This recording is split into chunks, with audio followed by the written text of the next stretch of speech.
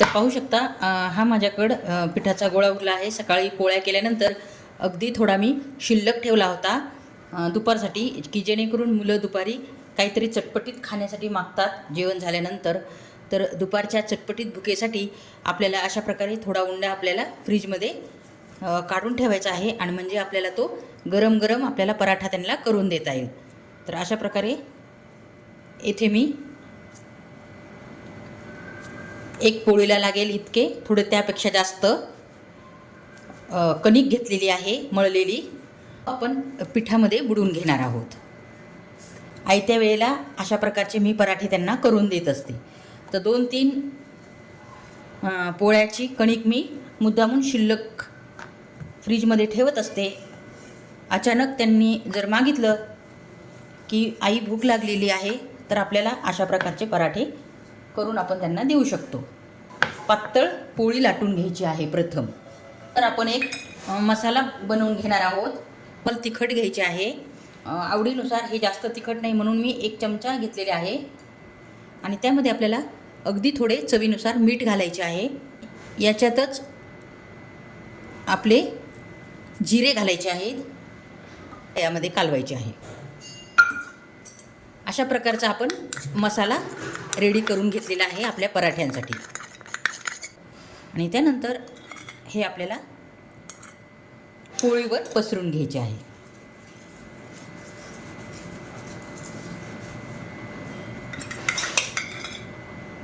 चटपटीत भुकेसाठी बाहेरचं काही खाऊ घालण्यापेक्षा तुम्ही अशा प्रकारची रेसिपी करून त्यांना जर खाऊ घातली तर ते खुश होतील.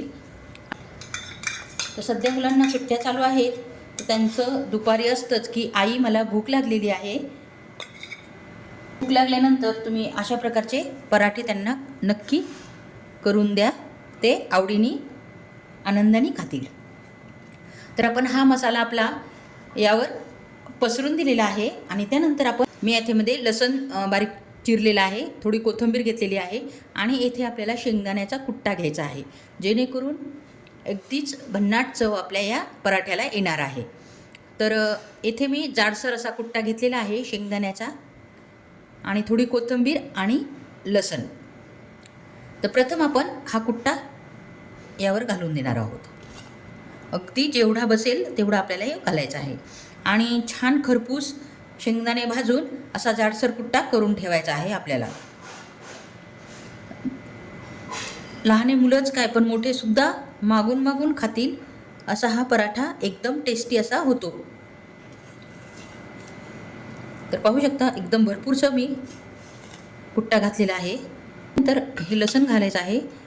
लसणचे तुकडे मी केलेले आहे बारीक बारीक, ते आपल्याला सगळीकडे पसरून द्यायचे आहेत, कारण लसणामुळे चव ही खूप छान येते. त्यामुळे नक्कीच तुम्ही अशा लसणांचा यूज करा.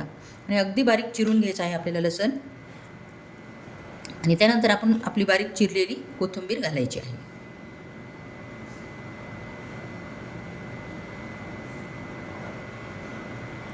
हे पहा अशा प्रकारे अगदी झटपटीत तयार होणारी ही रेसिपी आहे.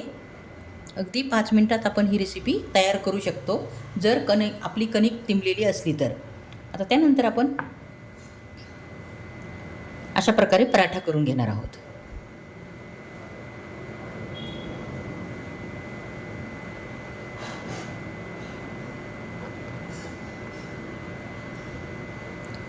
या पराठ्यासाठी कोणतीच पूर्वतयारी आपल्याला करावी लागत नाही. फक्त गव्हाचं पीठ आपल्याला सकाळी स्वयंपाकाच्या टायमाला थोडे जास्त तिंबून घ्यायचे आहे, आणि 1 ते 2 पोळ्याचे पीठ आपण शिल्लक ठेवणार आहोत. हे पहा अशा प्रकारे आपण आपला गोळा तयार करून घेतलेला आहे. यावरती आपल्याला थोडे तेल लावायचे आहे.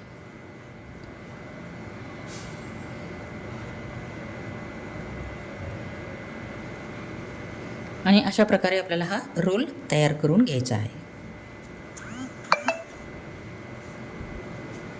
हे पहा, आणि अशा प्रकारे अगदी अलगद आपल्याला हे दाबायचे आहे. जास्त जोर द्यायचा नाही आहे, अगदी अलगद दाबायचे आहे, आणि अलगद आपले लाटून घ्यायचे. पाहू शकता कशा लेअर दिसत आहेत पराठ्याच्या. त्यानंतर मी पिठामध्ये हा पराठा बुडवत आहे अशा प्रकारे.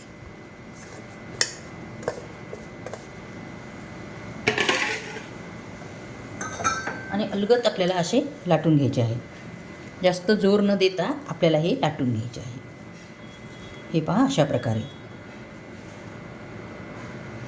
भरपूरशा लेयर्स अशा ह्या दिसत आहेत या पराठ्यांना, पाहू शकता.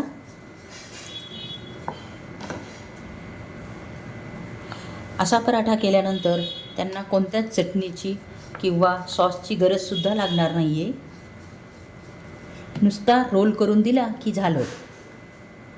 आपल्याला एकदम बारीक लाटायची नाही आहे, तर आपल्याला थोडं जाडसरच लाटून घ्यायचे आहे, हे लक्षात ठेवायचे आहे. तर पाहू शकता दोन्ही साईडनी पण मी लाटून घेतलेले आहे.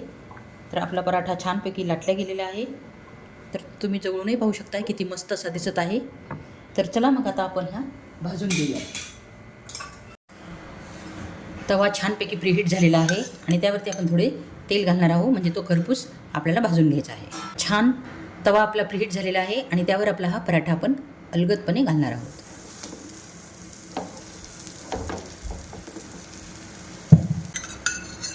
आणि त्यावर आपल्याला थोडे तेल लावून घ्यायचे आहे, म्हणजे तो क्रिस्पी असा भाजला जाईल.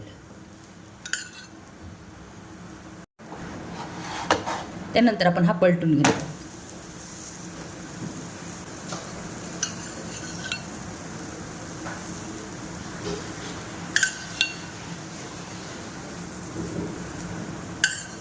अशा प्रकारे दुसऱ्या साईडने पण आपण तेल लावून घेणार आहोत.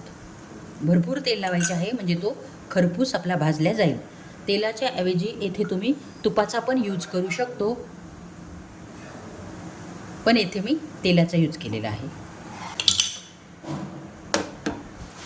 पाहू शकता किती खरपूस आपला भाजला गेलेला आहे. अशाच प्रकारे आपल्याला हा पराठा खरपूस भाजून घ्यायचा आहे. प्रकारे मंद गॅस करून आपण हा पराठा भाजून घेणार आहोत. हे पहा मस्त खरपूस आपला झालेला आहे. पूर्ण लेयर्स सुटत आहेत आपल्या या पराठ्याचे. आणि दुसऱ्या साईडने पण आपला खरपूस हा पराठा भाजला गेलेला आहे, पाहू शकता. आता आपला हा पराठा खरपूस भाजला गेलेला आहे, तर आपण हा काढून घेणार आहोत.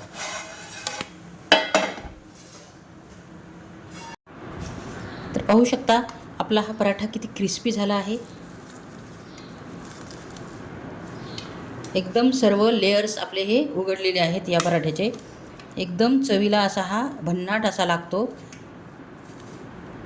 तर पाहू शकता किती मस्त असे हे लेयर्स उघडले गेले आहेत पराठ्याचे. एकदम भन्नाट चवीचा हा पराठा लागतो. खूप मस्त रेसिपी आहे.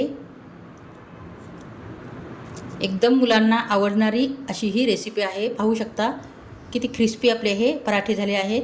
पाहता क्षणीच तुमच्या लक्षात आलं असेल की किती हा पराठा क्रिस्पी आपला झालेला आहे आणि टेस्टी असा झालेला आहे. मुलंही खुश होतील असा पराठा दिल्यानंतर.